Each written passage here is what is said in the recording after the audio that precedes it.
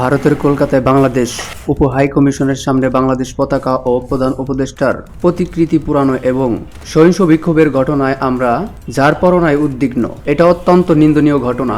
বিগত ৫ আগস্ট ছাত্র জনতার অভ্যুত্থানে আওয়ামী সরকারের পতন এবং শেখ হাসিনা ভারতে পলায়নের পর বাংলাদেশ ও ভারতের মধ্যকার সম্পর্ক এক ধরনের টানাপোড়েনে চলে আসছে। এই অবস্থায় পতাকা অবমাননার মতো প্ররোচনামূলক কর্মকাণ্ড নিশ্চিত করেই উত্তেজনা ও বিভক্তি বাড়াচ্ছে।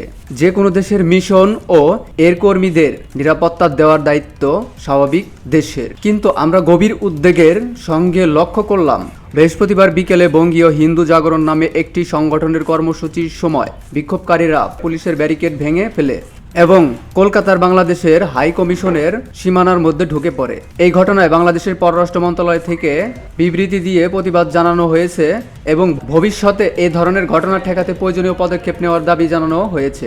একই সঙ্গে ভারতে অবস্থিত বাংলাদেশের সব মিশন এবং কূটনৈতিক কর্মকর্তা ও কর্মীদের প্রয়োজনীয় নিরাপত্তা দেওয়ার আহ্বান জানানো হয়েছে। BOD Bangla news desk.